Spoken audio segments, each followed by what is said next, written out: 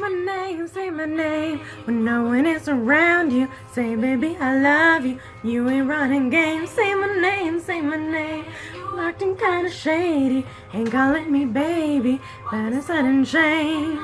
Say my name, like when it's around you, say baby I love you. If you ain't running games, you acting kinda shady, ain't calling me baby, gotta say my name. Okay, I'm just kidding. That's not what kind of video this is. I should introduce myself. My name is Hannah, and this is my first vlog, or video blog, or YouTube video, whatever. I've been requested by a bunch of people that I know, and I don't really know, but whom I've helped, and they requested that I start broadcasting kind of my advice, or at least my experiences, so there's record of those experiences, and hopefully that people will be able to learn from the years that I've worked with a bunch of different types of animals. Now, an easy disclaimer is I have no degree in animal medicine or animal behavior, and that regardless of where you get your information from, that there are always exceptions to the great many rules that do make up our world. So when I speak on a particular breed or species or even a gender of an animal, know that I'm speaking in the broadest sense possible to give you like a baseline of expectation. Especially if you're getting a new animal or you had one dumped on you, because our version of pets and pet treatment is not great. But I'm not speaking in this sense on animals as a guarantee for any behavioral results, because if I have only learned one thing in all the years that I've spent handling and working with and caring for a myriad of animals from a plethora of circumstances, is that nurture frequently conquers nature, and that nature itself is more than willing to throw us a few curveballs all on its own, usually when we are expecting it the least. So whenever searching for information or tips or advice on animals, on new pets, please remember that yours may be different. And you should brace for that difference and embrace it if at all possible. Now, I don't mean dietary needs.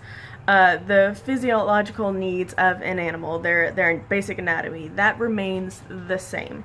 Unless some severe trauma has happened, it remains the same. And even then, there are some solid rules that you never break. You don't give dogs chocolate. You don't really give any animal chocolate. Literally, never give an animal chocolate. It will probably kill them all. Now, it's a solid rule of don't give dogs chocolate. If they're small dogs, then think about how delicate their systems are. A little chocolate can do a lot of damage.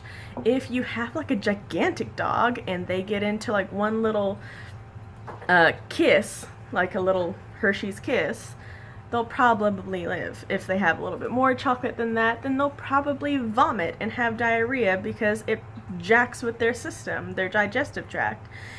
And it irritates their stomachs because they can't process that.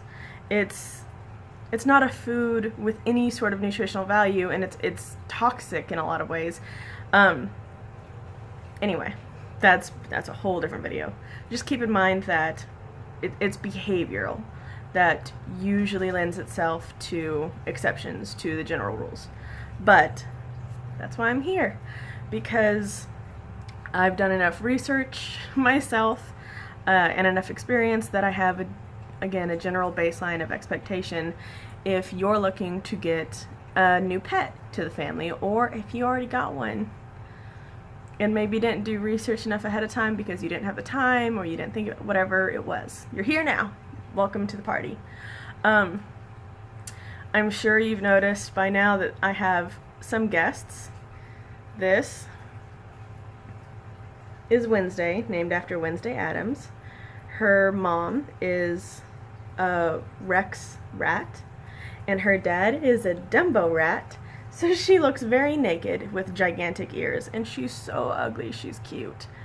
I'm working on bonding with her, which is why she's here right now. And for comparison, from another litter, this is a baby girl from a fancy rat that I have named Lady. I did not know Lady was pregnant. It was a surprise to us all. Luckily, Lady has taken on Wednesday, and that's very nice. But rats are a good opener to what I'm getting at. Even if you're not looking for a rat, it's important to understand a few things about domesticated animals versus wild animals. And that is, for example, if you want a pet rat, awesome, great, go get one from a rescue breeder, a friend who, if they're like me, they just have them, or even the pet store. Make sure you trust the pet store, make sure all that jazz. But do not go out and just catch a wild rat, because a rat in the wild is drastically different than the rats literally bred for captivity, for domestication. There is just as much difference between wild rats and pet rats as there are between wolves and domesticated dogs. If you think that domesticated dogs and wolves are essentially the same thing, that's cute, you're wrong. They're hardly even cousins, even though we like to play that factor a lot. Like, ooh, you have a big fierce dog. They're your indoor wolf. No, they're not. No, they're not. In fact, domesticated dog, the DNA, the general makeup of dogs that we keep in the house, that we have bred for centuries to be so separate from wolves, is so drastically different that there's a large community of scientists that are debating whether to even reclassify this domesticated dog further away from wolves, because they're not the same. They're not the same. They have the same basic anatomy, but that's almost entirely where the similarities end. So please keep that in mind. Don't go out and catch a wild animal with the expectation of it being your forever best friend. It very rarely ends up that way. Now, once more, there are exceptions to that rule. If you rescue a baby squirrel who's been orphaned, or a bird or anything like that that can bond with you and imprint with you, then they will behave more to your expectations of what a pet should be.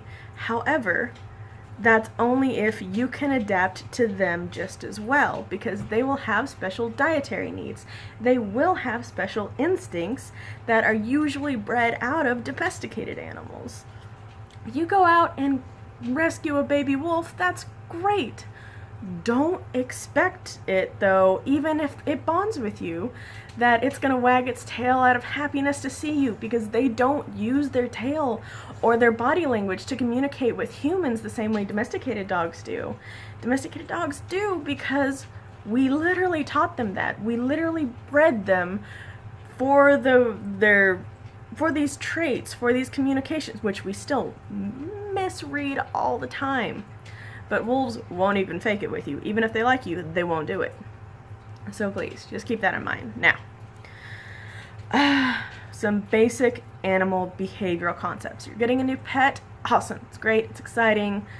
Keep in mind their sleep schedule, the food type that they need and should avoid, and the priority of food in their lives, and their level of community or social behavior. Now, let me break this down for you.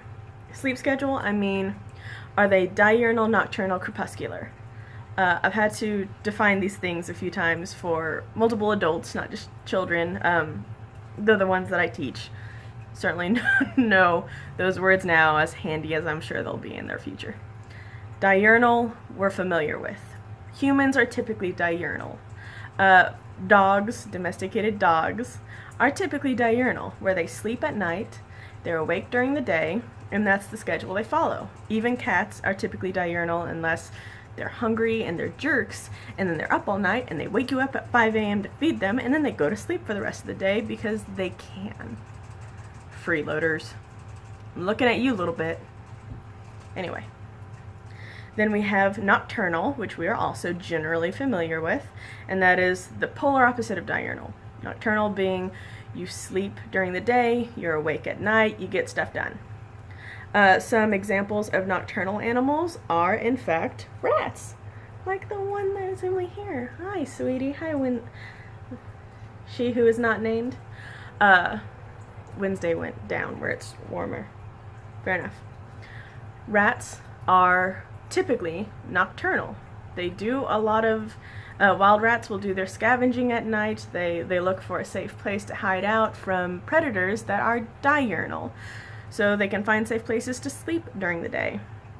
If you get a pet rat, however, even though they are typically nocturnal, they even more typically adapt to your schedule because you're the one feeding them, you're the one playing with them. They'll wake up during the day and just hang with you.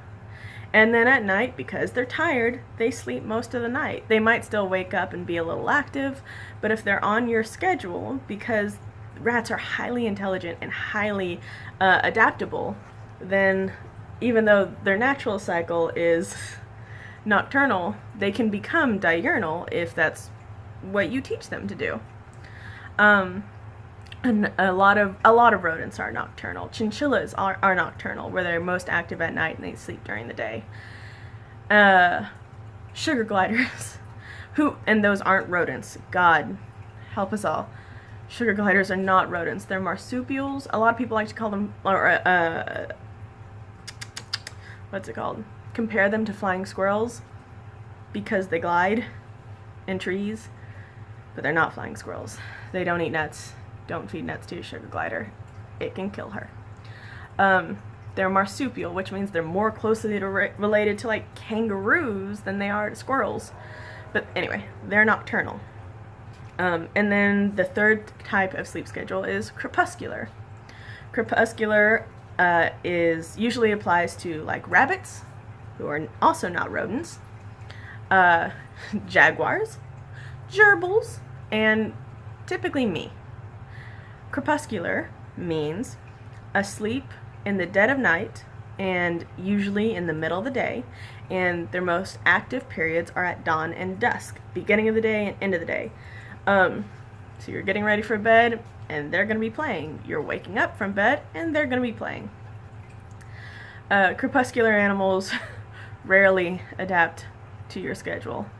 And it's really hard if you are a crepuscular human to adapt to a diurnal human's expectation of sleep, which is why work can be difficult at times.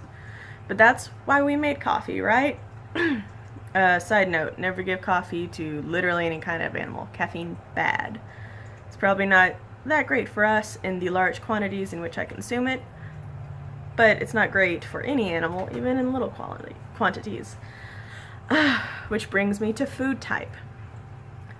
You need to pay attention to not just the store-bought food that you buy for your animal very frequently, with the exception of cats and dogs, because cats and dogs are so, they're the most popular pets to have, that we have very good staple foods for them.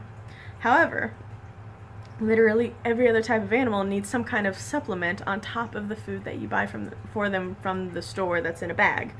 If you buy a rat some rat food, that's great, but you also probably need to supplement it with everything. With fruits and vegetables and, I can't remember the name for them, but all my rats eat cornflakes, or cooked but unspiced noodles. So when I'm like making fettuccine or spaghetti or anything, then I give them the noodles before I add any sort of sauce or spices or anything. And they love them. And it's really good for them because it gives them carbs. God, that's the word. Because you carbo load before you go running, and there's all the dots that connect in my head. I swear it makes sense. But you have to supplement that, and that means you have to be careful about what is actually safe for them in what quantities versus not. So rats are so helpful.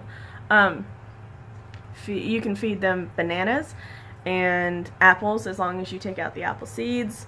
But you can't feed them like potatoes. It's not great for them. Or avocado. Avocado in small doses, I believe, with rats, and please God double check this because I'm shaky on it. If I'm shaky on anything, I usually just don't feed it to my animal for obvious reasons. But avocado is good because it's so high in fat. It's excellent for an animal like a rat that needs to put on weight quickly.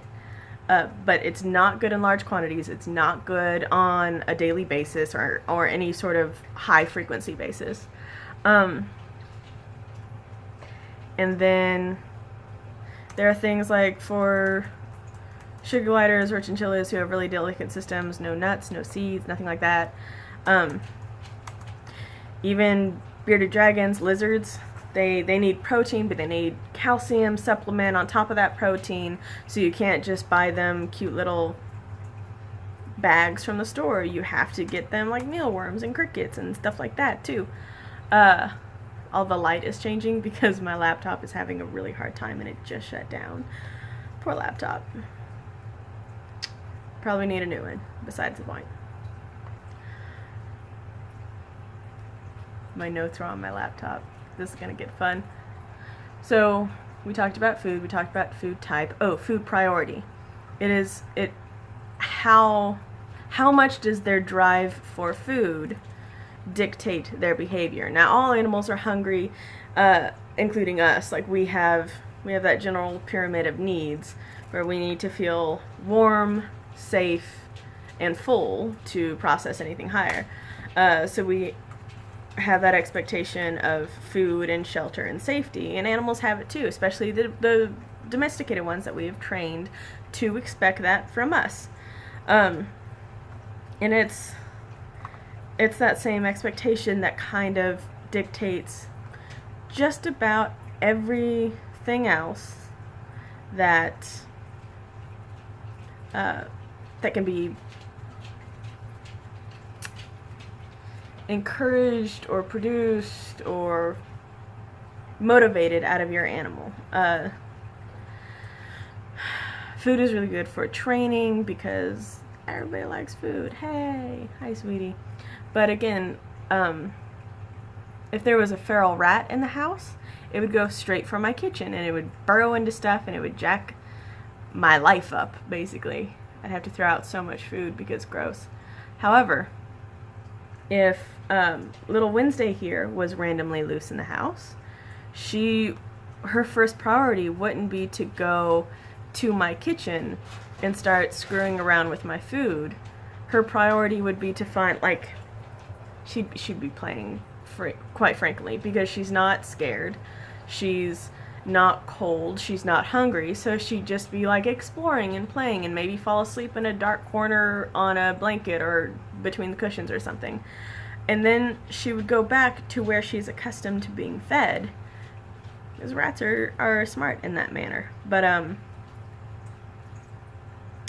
and because she is well fed and she has that expectation of she will be fed the next day regardless of what she scavenges herself or forages for, I don't have to worry about her just getting into stuff. Some domesticated dogs don't go by this rule of thumb, and some cats don't either, where even though they know they're going to be fed, if food is reachable, it's eatable, and then it's gone.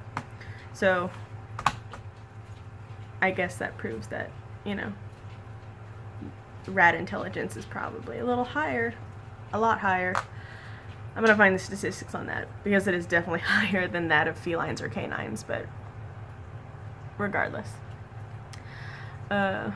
Okay, sense of community. Sense of community is also important, because if you get one type of animal that is highly, highly social, and you don't have the time to spend all of the time that they need with them, not just on training or like petting them and passing, but like legitimately spending time with them. The same way I'm kind of spending time with these rats right now, then they need others that they can get along with. If not of their kind, then at least a friend, just a friend. Usually same species helps. Usually same species, same gender helps, even though there are exceptions, again, to that rule.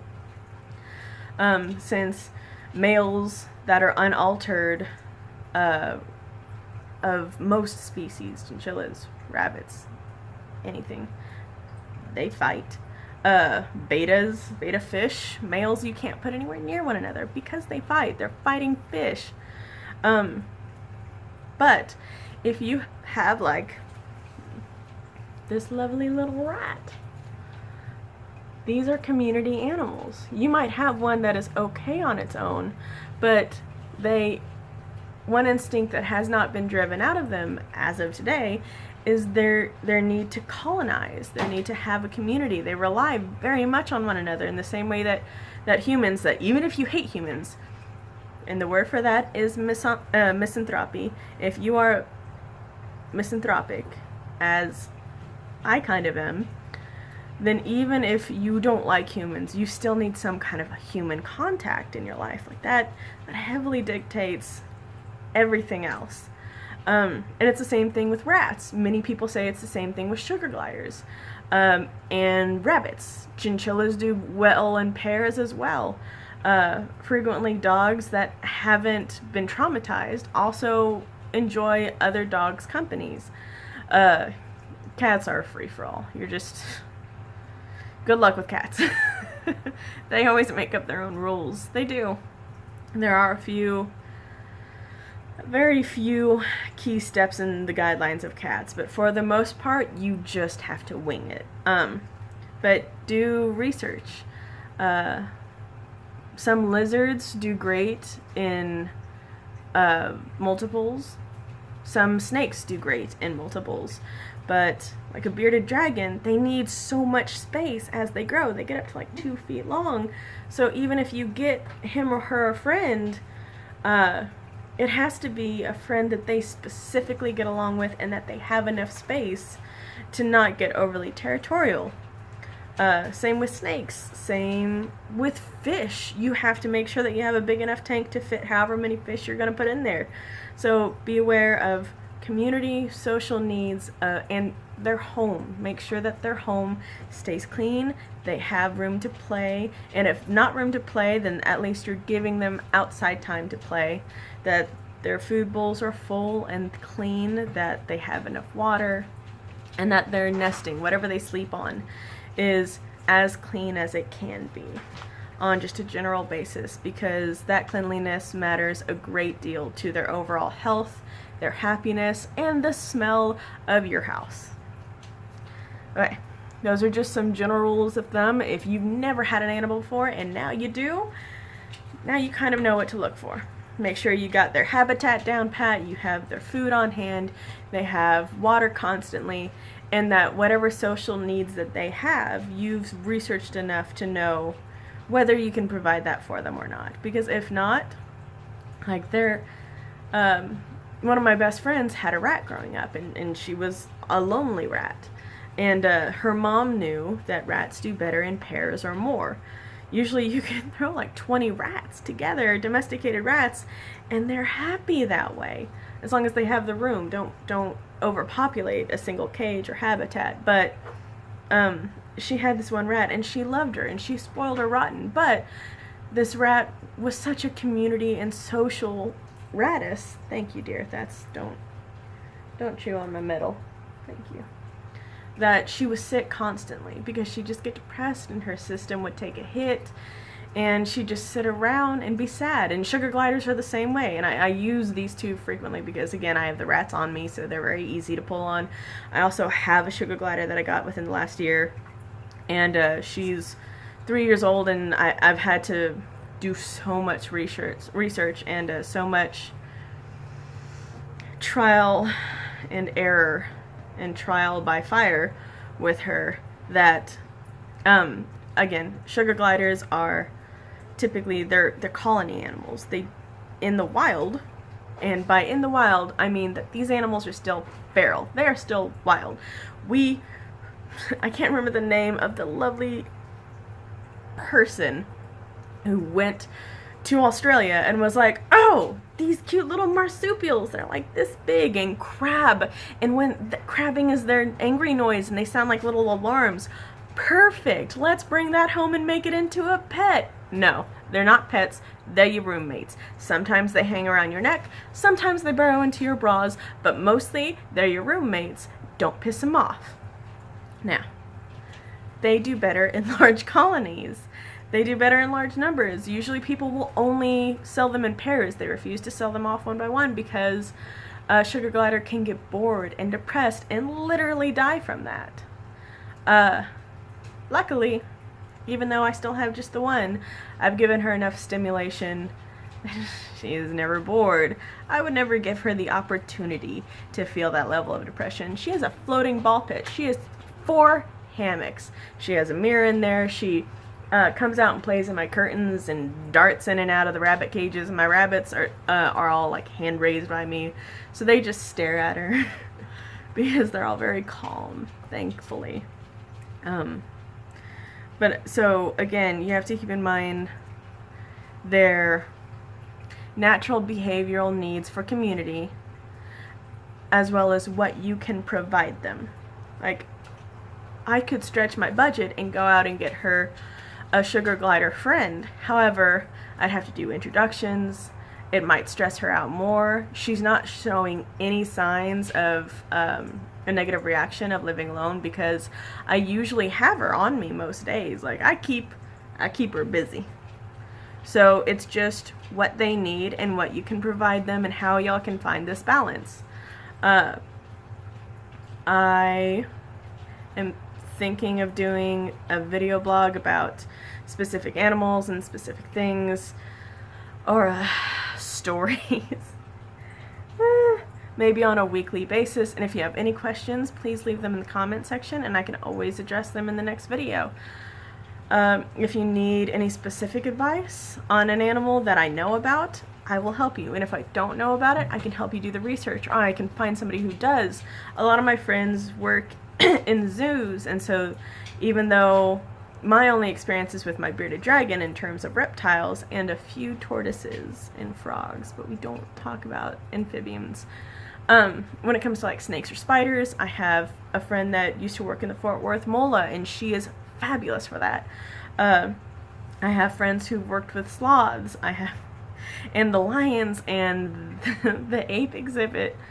Oh, y'all, the gorillas at the Fort Worth Zoo are freaking ridiculous. Like, off hours, I can't even. But maybe I will. At any rate, comments, questions, ideas, feel free to share them. I can, I'm sure, lecture more about dogs of all shapes and sizes and fish on a later date. So I'm just going to go back to my Destiny's Child, and I hope you have a lovely rest of your day.